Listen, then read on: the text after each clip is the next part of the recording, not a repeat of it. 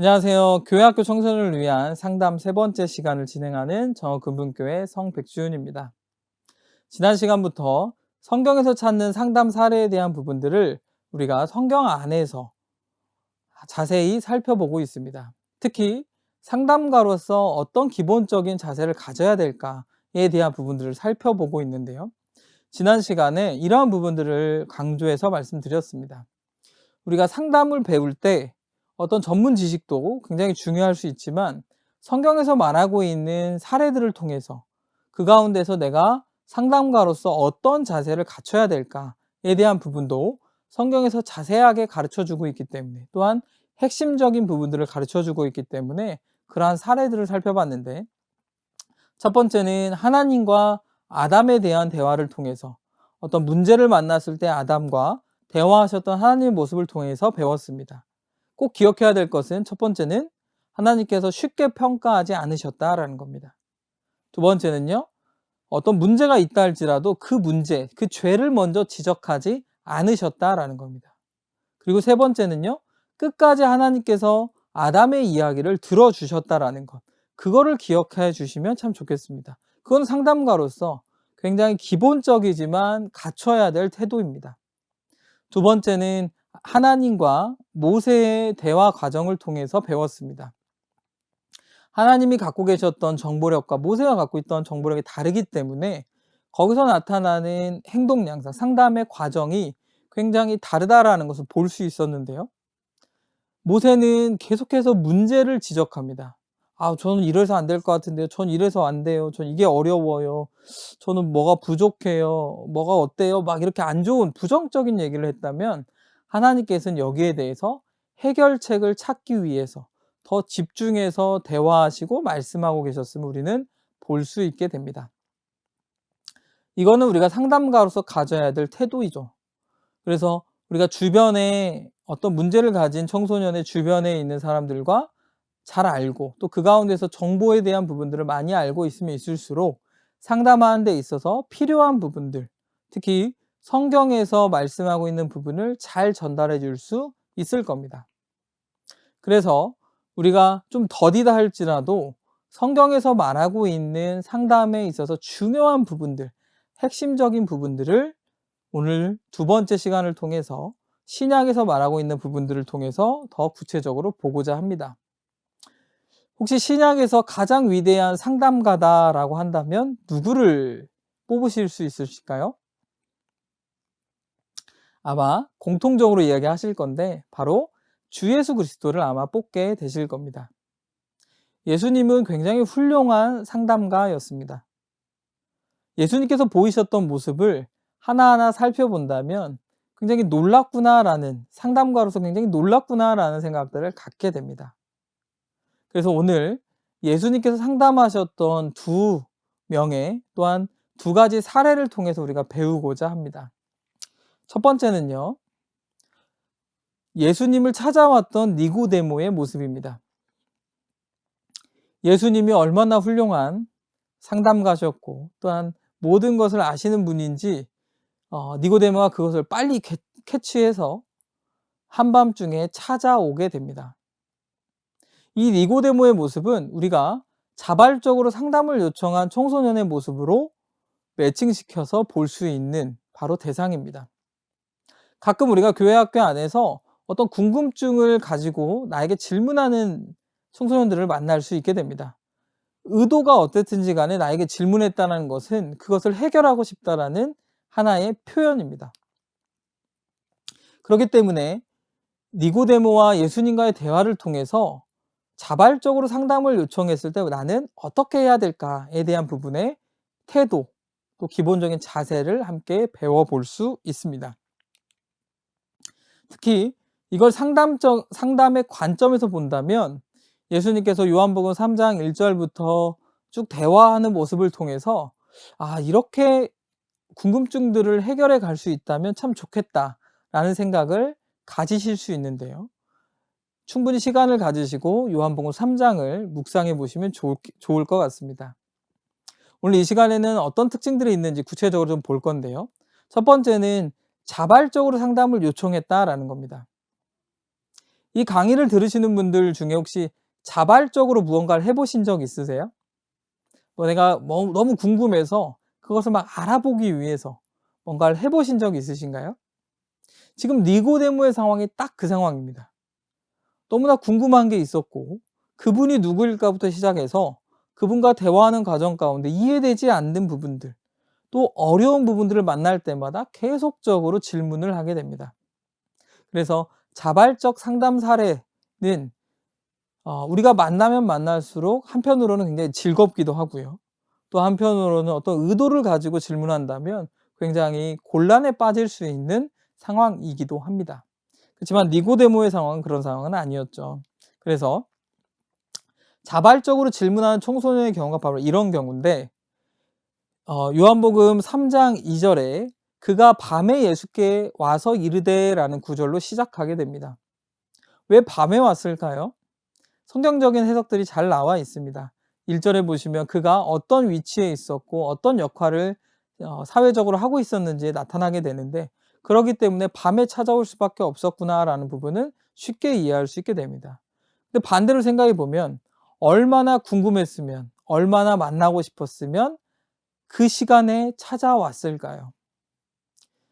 이걸 우리 교회 학교 청소년과 비교해서 생각해 보면 우리 아이들도 마찬가지입니다. 어떤 궁금증이 있을 때 교사들을 찾아오게 되고 또 만나게 됨으로써 이걸 내가 정말 해결하고 싶다라는 생각을 가지고 온다라는 겁니다.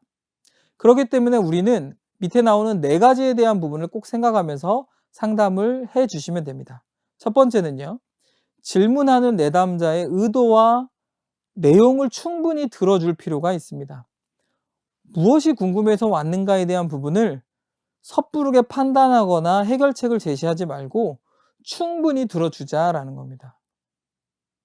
예를 들어서 어떤 거에 대한 궁금증, 복음에 대한 부분이나 아니면 어떤 성경에 대한 부분을 질문한다면 내가 생각하는 부분과 우리 청소년이 생각하는 부분이 맞는지 다시 한번 물어봐 주고, 또한 그 질문이 정확한지 잘 이해했는지 계속해서 대화를 이끌어 간다면 굉장히 좋은 모습 가운데 할 수 있을 겁니다.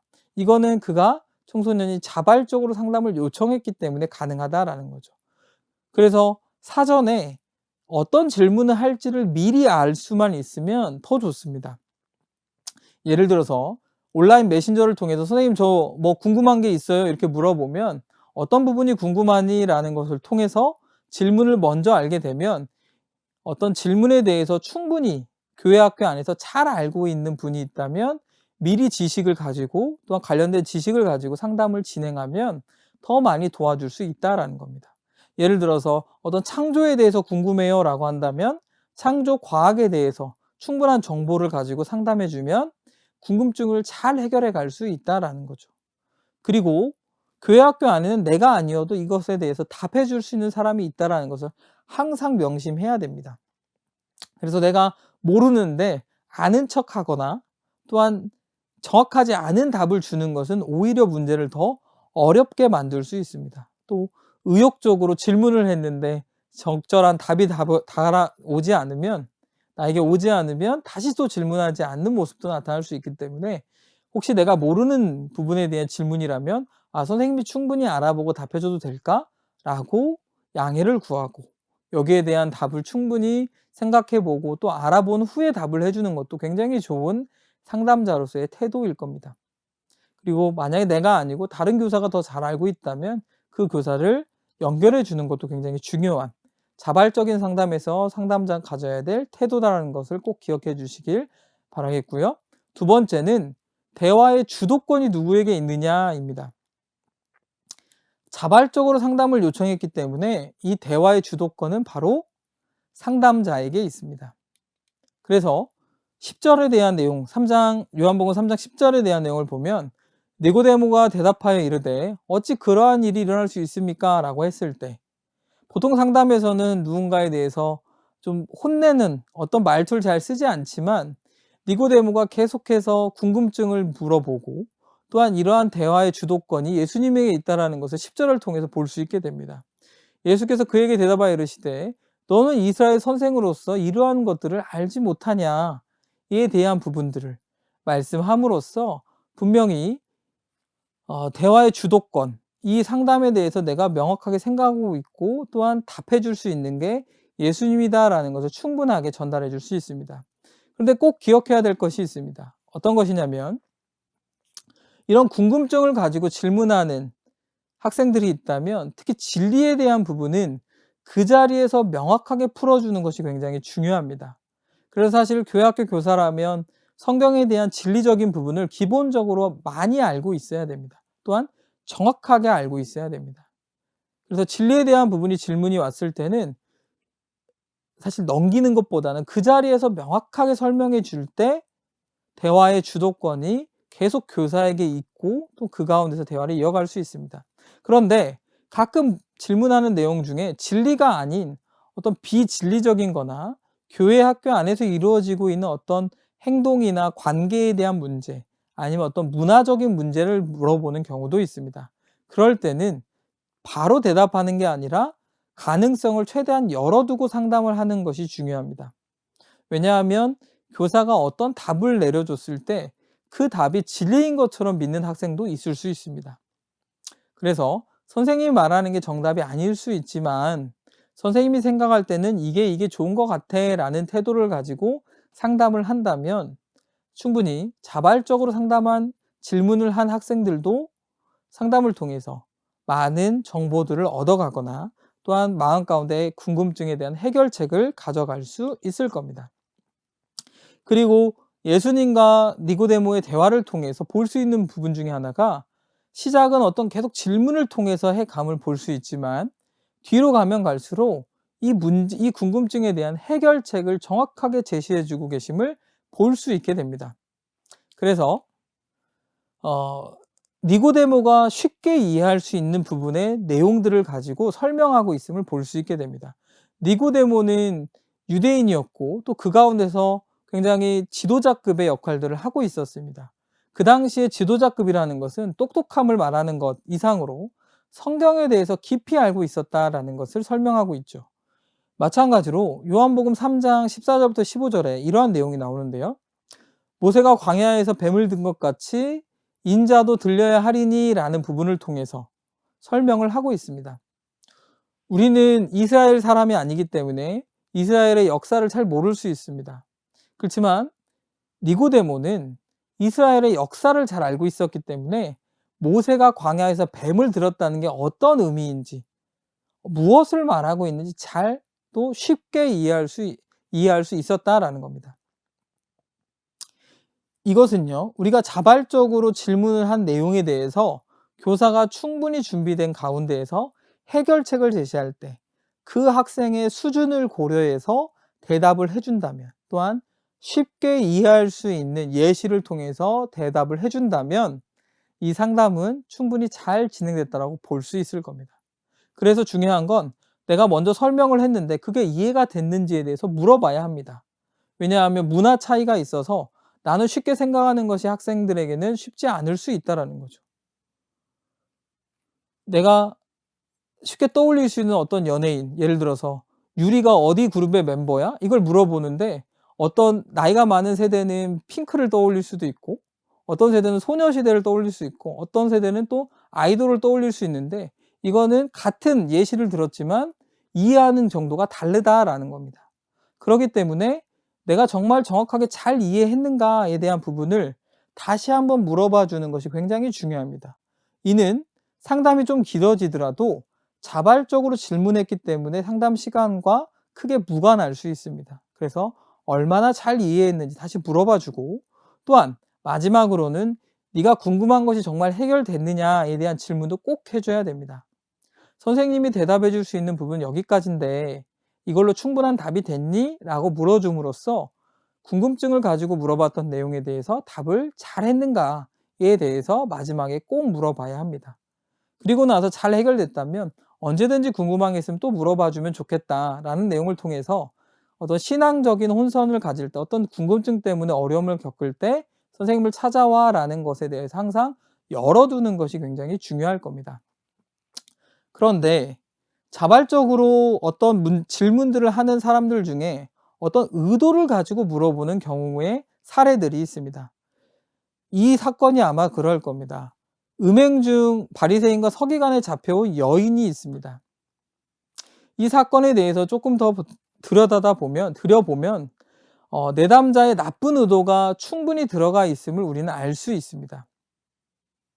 왜 바리새인과 서기관은 여자만 잡아왔을까요? 그리고 현장에서 음행하다 잡혔을 때 어떻게 하라고 분명히 율법에 되어져 있음에도 불구하고 왜 굳이 예수님 앞에 데려왔을까요? 이건 상담자로서 충분히 생각해 볼 수 있는, 또한 판단해 볼 수 있는 내용입니다.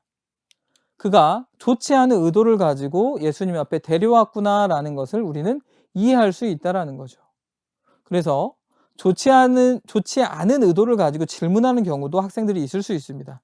예를 들어서 제가 최근에 들었던 질문인데, 왜 우리 교회에는 왜 이렇게 남자친구 못 만나게 해요? 뭐 이런 질문을 하는 학생들이 있어요.